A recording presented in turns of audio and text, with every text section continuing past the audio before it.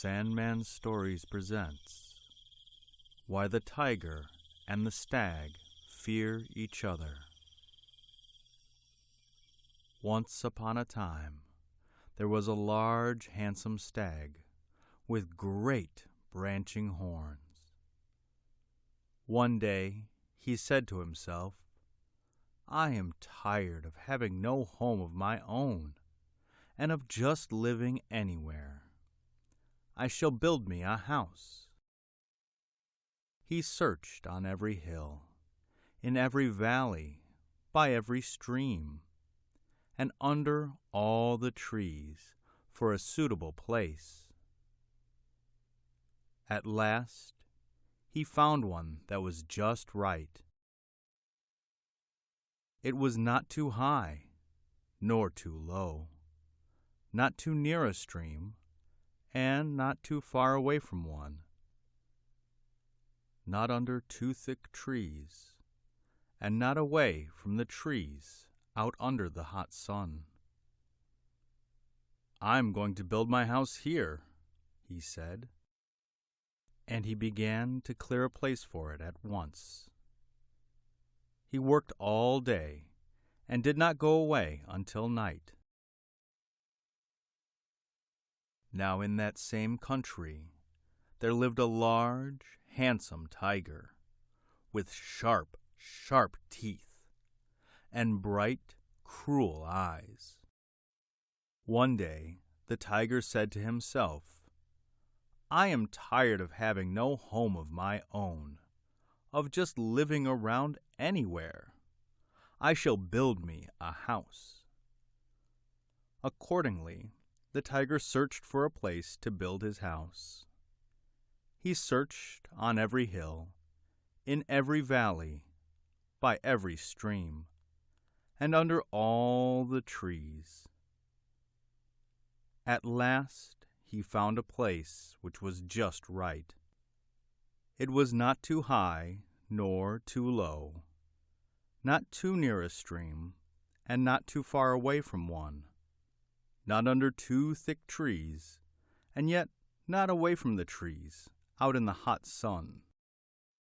The tiger said to himself, "I am going to build my house here. The place is all ready for me, for there isn't very much underbrush here." He began at once, and finished clearing the place.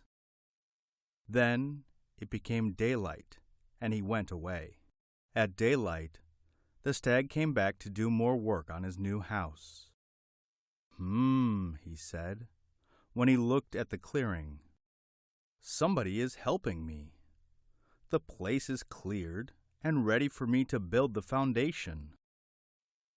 He began to work at once, and worked all day. At night, when the foundation was laid, he went away. At night, the tiger came to work at his new house. He said, when he looked at it. "Somebody is helping me. The foundations of my house are all laid."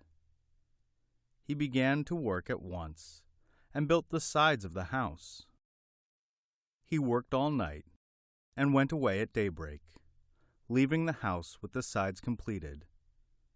There was a big door, and a funny little window in the side. At daybreak, the stag came back to work on his house. When he saw it, he rubbed his eyes, for he thought he must be dreaming. The sides of the house were completed with a big door and a funny little window. "Somebody must surely be helping me," he said to himself, as he began to work to put on the roof. He worked hard all day, and when the sun went down, there was a roof of dried grass on the house. "I can sleep in my own house tonight," he said. He made his bed in the corner, and soon was sound asleep. At night, the tiger came back to work on his new house. When he saw it, he rubbed his eyes, for he thought that he must be dreaming. There was a roof of dried grass on the house.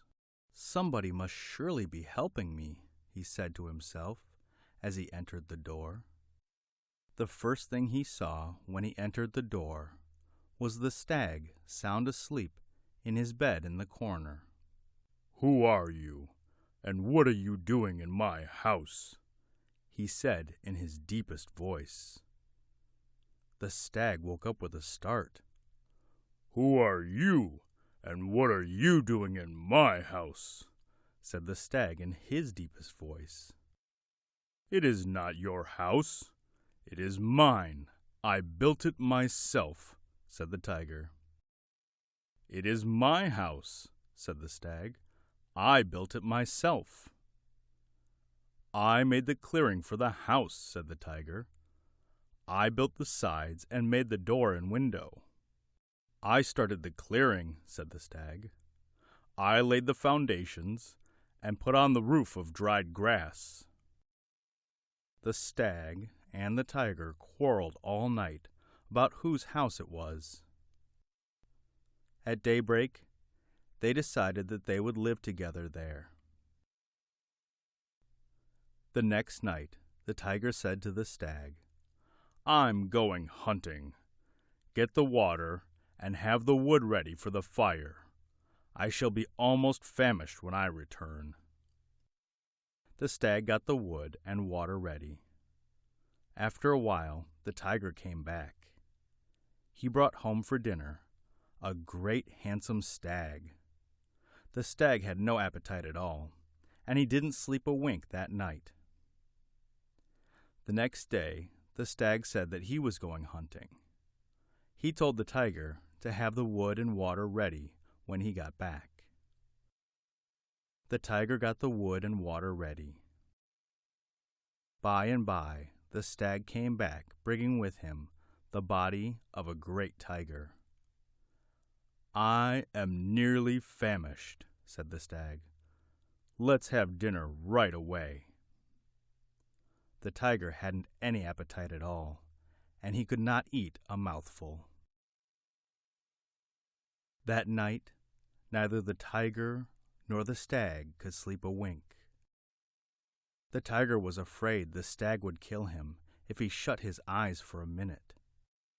And the stag was afraid the tiger would kill him if he slept or even pretended to be asleep. Accordingly, he kept wide awake too. Toward morning, the stag got very cramped from keeping in one position so long. He moved his head slightly. In doing this, his horns struck against the roof of the house. It made a terrible noise. The tiger thought that the stag was about to spring upon him and kill him. He made a leap for the door and ran out of it as fast as he could. He ran and ran until he was far, far away from the house with the roof of dried grass. The stag thought that the tiger was about to spring upon him and kill him. He too made a leap for the door and ran until he was far, far away from the house with the roof of dried grass. The tiger and the stag are still running away from each other until this very day. The house with the roof of dried grass waited and waited there in the place which was neither too high nor too low, too near the river nor too far away, not under too thick trees nor out in the hot sun. It waited and waited until it grew so tired it fell down in a heap. The end.